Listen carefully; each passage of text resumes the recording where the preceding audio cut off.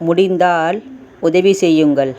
முடியவில்லை என்றால் மௌனமாக இருந்து விடுங்கள். யாருடைய துன்பத்தையும் பார்த்து மகிழ்ச்சி கொள்ளாதீர்கள். அதே நிலை உங்களுக்கும் வரலாம்.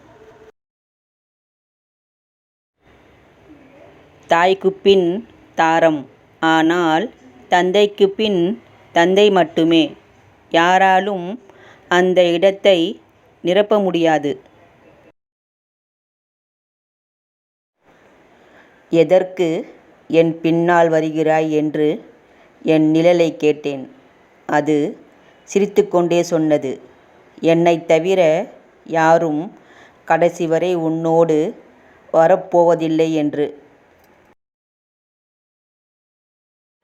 எத்தனையோ கவலைகள் நம்மிடம் உண்டு. அதை எண்ணிக்கொண்டே இருந்தால் மீள முடியாது. அதை சொல்லிக்கொண்டே இருந்தால் வாழ முடியாது நம்மால்.